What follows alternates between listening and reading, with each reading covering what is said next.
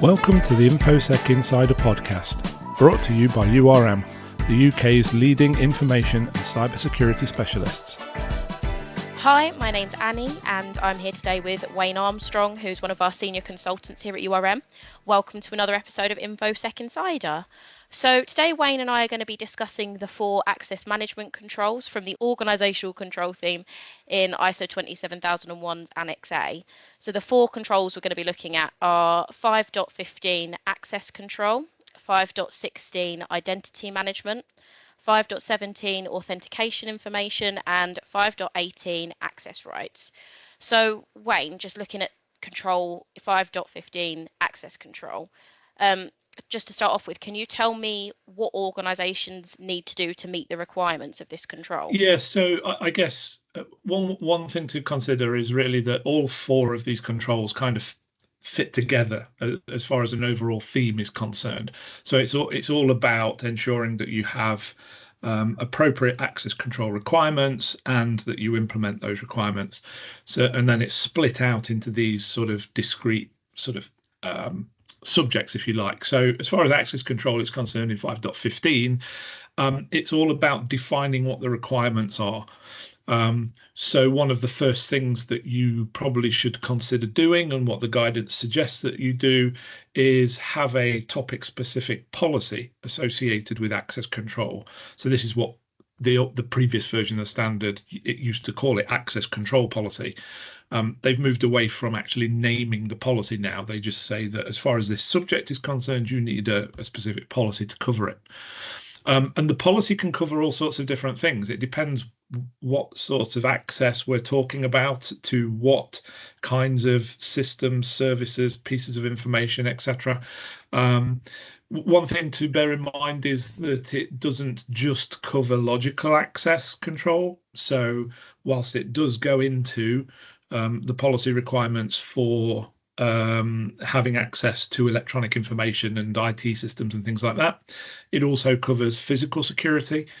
And so one of the things to take into consideration is that there needs to be consistency across whatever the approaches you're taking with regard to access control, particularly across those 2 areas. So if you think about a particular piece of information that you want to control access to, that is maybe sat on a server somewhere or something like that, then you've not only got the logical access controls to think about in terms of getting access via an IT path to that information, but also the physical access to the server and the physical access to the environment within which the server is located needs to also have access controls in place, and that those access controls should be sort of aligned.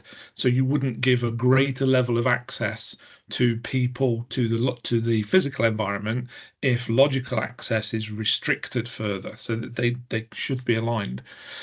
But like I say, it should cover all sorts of different things. It could cover restrictions with regard to privileged access. It could cover segregation of duties.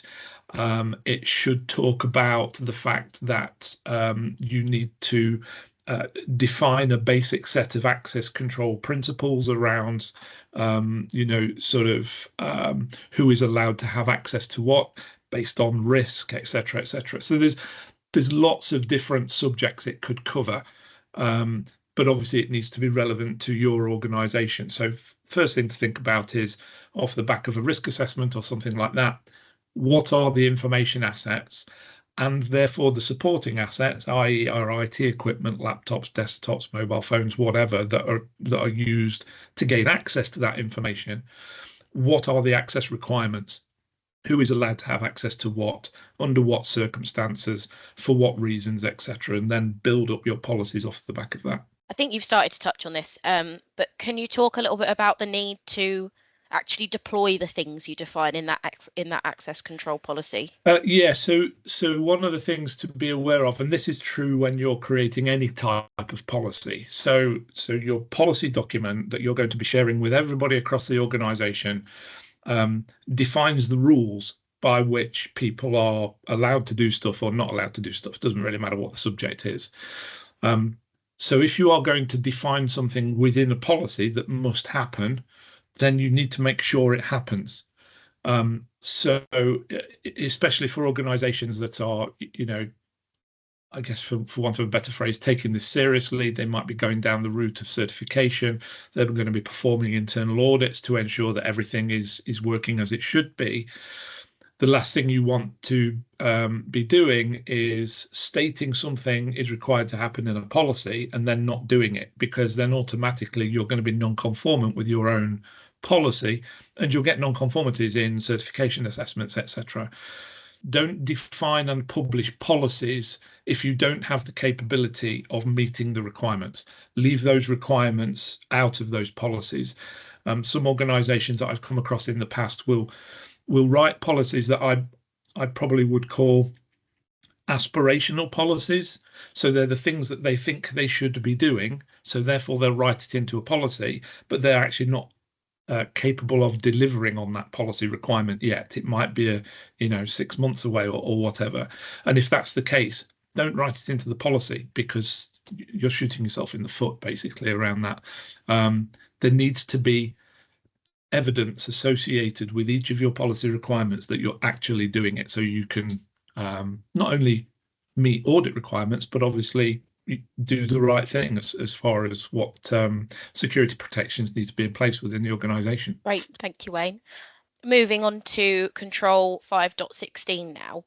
What do we mean by identity management and what's involved in that? So identity management is all about, it kind of does what it says on the tin. It's about ensuring that that every person, or every entity, I should say, and I'll come back to why I said that in a moment, has a unique identity within the organization.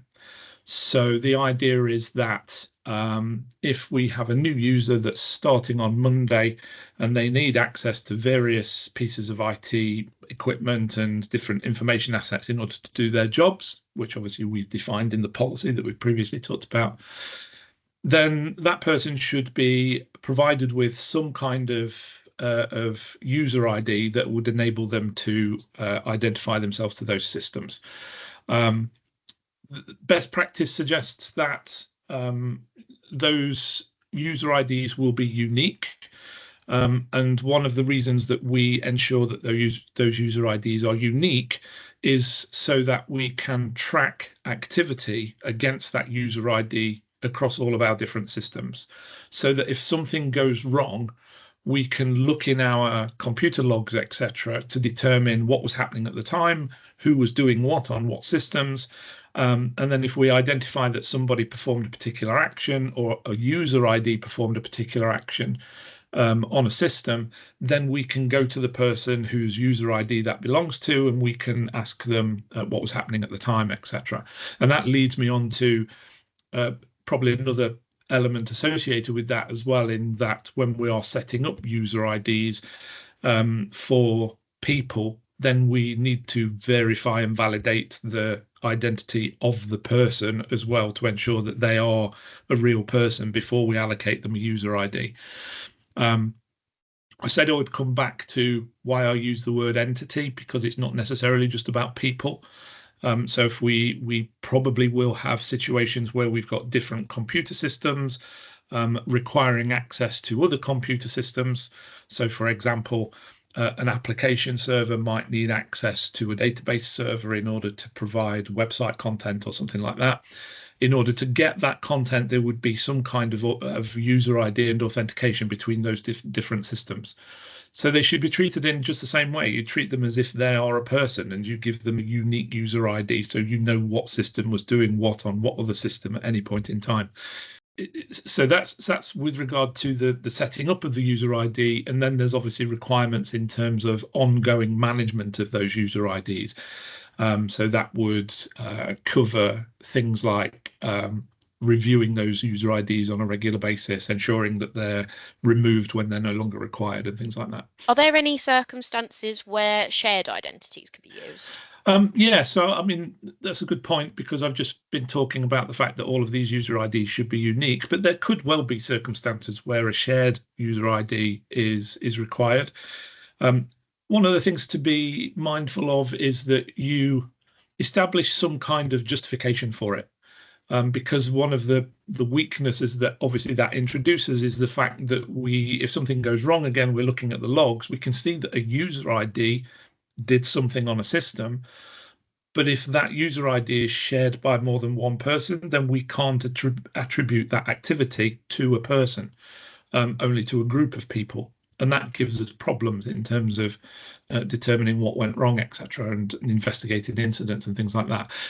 So you would have to have some kind of justification for shared user IDs. An example where I've come across recently would be, for example, in a warehouse environment, you might have a computer that is isolated within the warehouse that presents picking lists. So if you're, in Amazon or whatever, and you're fulfilling customer orders, then there's going to be people in those warehouses picking things off shelves and putting them into baskets for each of those different orders. It probably doesn't make sense that activity is slowed down by the fact that every time somebody comes to the computer, they've got to log in again as themselves. The computer will just be left open on a shared user ID, and everybody just comes to the screen and sees what needs to be picked next. And there's probably other examples that are similar where it doesn't really make sense to slow the process down. It doesn't provide any greater level of security by separating out users in those environments. Perfect. Thank you, Wayne. So the next control is control 5.17, authentication information. What do organisations need to consider when it comes to authenticating identities? Yeah, so authentication is all about essentially the person whose user ID it is that we've just been talking about proves to the system that they have permission to use that user ID, or the authority to use that user ID.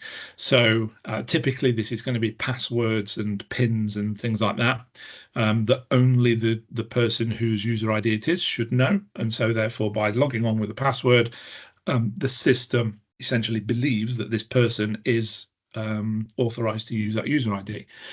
The majority of this control talks about passwords and pins. There are other authentication mechanisms in place, obviously, through things like multi-factor authentication. We talk about 3 types of different authentication. So there's something that you know, so passwords and pins, something that you are, so that's biometrics. It could be retina scans or facial recognition. We're used to that on our mobile phones, etc. Or it could be something we have. So the fact that you have your mobile phone in your possession and the system sends you a text message with a code number on it, you would have to have that physical device in your hand in order to receive the message. And so therefore, it's something you have. Like I say, this control tends to talk mainly around the password and PIN side of things, because there's a lot of user interaction with those kinds of things where we might be changing them regularly. We might need to set new things up. Whereas obviously with regard to facial recognition, there's not much we can do to change the mechanism.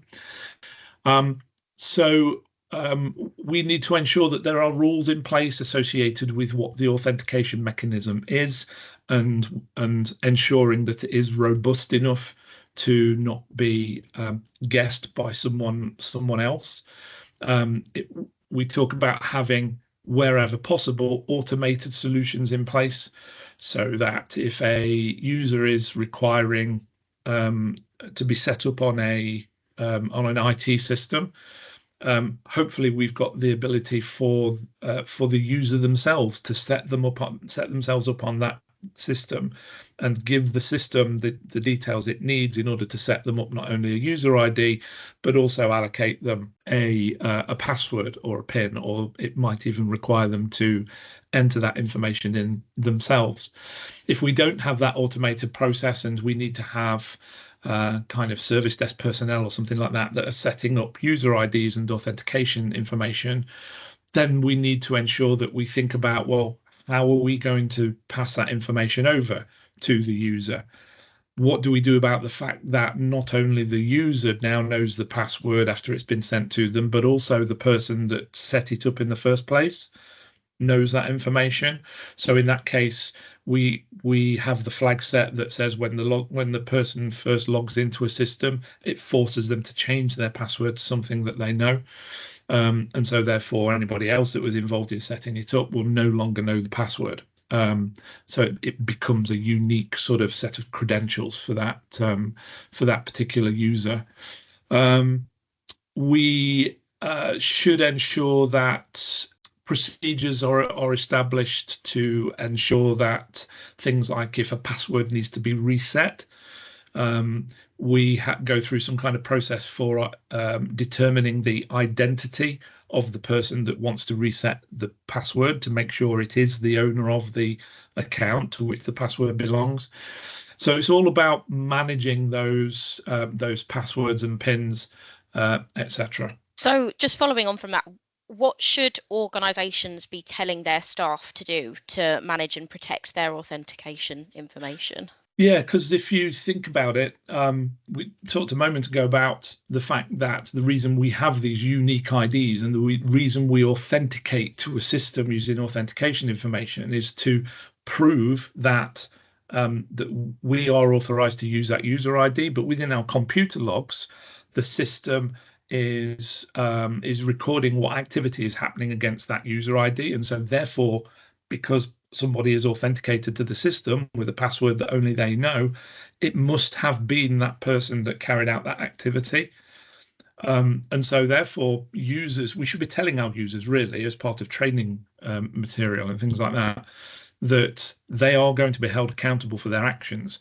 And because we have these sign-in processes using unique user IDs and authentication mechanisms, that, we can prove that it was them that carried out the action. So, that could potentially mean disciplinary processes and things like that if they're performing activities that they shouldn't be on those systems. And so therefore, it also means that they really should protect their credentials from use by others. So don't allow any opportunity for unauthorized personnel to use your user ID and passwords, etc.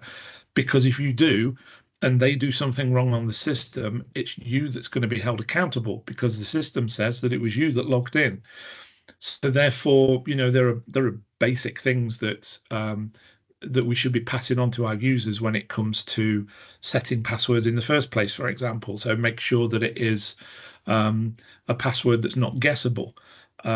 So that it reduces the chance that somebody could guess our password and log on as if they were us. There's the thing about don't write your password down. I don't know whether to mention this or not, but sometimes writing it down might be a good idea. That might sound strange, but if you are using really long, complex passwords that are difficult to remember, then maybe one of the best things to do would be to write it down somewhere so that you don't have to remember it. And then all you've got to be concerned about is the physical protection of the place where you wrote it down. And that might be much easier than trying to remember a long, complex password. There are pros and cons to both arguments, obviously, and it would be up to different organizations to determine if that's the right thing to do. But not writing them down, choosing an appropriate password, not guessable, that kind of stuff would be considered normal. Yeah. And I think those are things that come up a lot in like mandatory information security training. Whenever I've started at a job or whatever, that's always included protecting your password. But one thing that comes up that I've heard sort of conflicting advice on is whether you should be changing passwords regularly, because I was always under the impression that was best practice, but now I'm hearing that may not be the case. Yeah, and it's so the phrase that you just used, that may not be the case, is probably appropriate, because the answer to that is, well, it depends. So the advice and best practice guidance at the moment suggests that if you are using complex long passwords, then there should be no need to change them on a regular basis. It really comes down to whether or not you've defined the criteria for setting passwords in the first place in a strong enough way. So if you're using 20-character passwords with all of the complexity enabled, such as using upper and lowercase and numbers and special characters throughout, and it's all random, then there would be no need to change that on a regular basis, because the chances of somebody stumbling across the correct password are very small. So in those cases, the only reason really to change your password is if you suspect that it's been compromised. And so therefore, to be on the safe side, you would change your password, but don't change it on a regular basis. However, if you're using, a 6-character password that is only uppercase and lowercase alphas, then yeah, change it on a regular basis, because chances are that could be guessable over a period of time, particularly if you're using a computer to guess passwords. Perfect. Thank you, Wayne. So the last control on the list is 5.18 access rights. How is this control different to the first one we talked about, 5.15? Yeah, so we said when we were talking about 5.15 that you write the requirements, the rules in the policy documents, and you should ensure that you implement whatever it is you've decided the rules are. The problem is that with some of those things, in some policies, there might be a policy requirement. The user reads the policy requirement, and the first question they have is, well, okay, but how do I do that? And so therefore, your policy documentation needs to be underpinned with process and procedure documentation. So policy dictates what's required, processes and procedures tell you how to do it. So for each of your policy requirements, there should be something somewhere. In most cases, there's going to be exceptions where it's quite obvious what you need to do. But there's probably a lot of cases where you should have some kind of documented process or procedure to enable users to meet those requirements. There's other things associated with this as well. There's going to be sort of other kind of management processes associated with all of that policy documentation as well.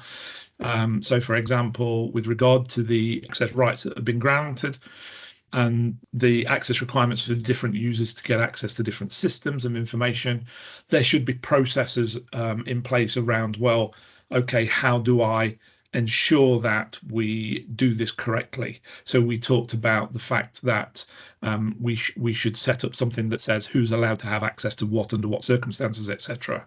So therefore, there should be a process underneath that works through those requirements to ensure that they're always followed. So, for example, if certain systems required to be accessed by a certain person who's doing a certain role, then it probably makes sense to go to the system owner and say, is this person who's doing this role authorized to have this access? And if the answer is yes, then obviously you go ahead and create the user account. If the answer is no, then that needs to be investigated. Same with regard to things like ensuring that levels of access continue to be required. So if, again, different systems that need to be required accessed by different users doing different roles, the system owners won't necessarily know whether or not the person has moved on to a different role. They may be doing something else.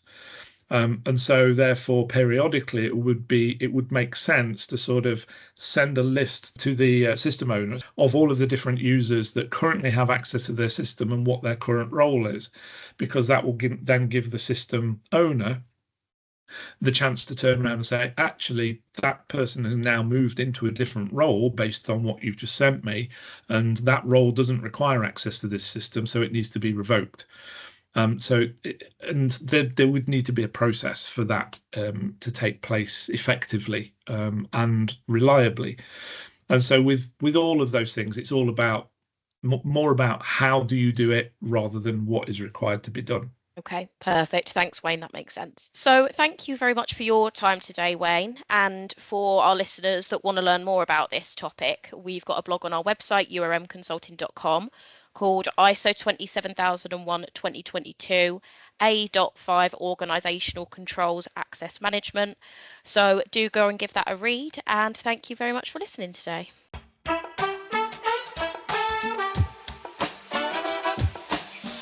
If you've enjoyed this podcast, we would really appreciate it if you could spare a moment to leave a rating or review at ratethispodcast.com/InfoSec Insider.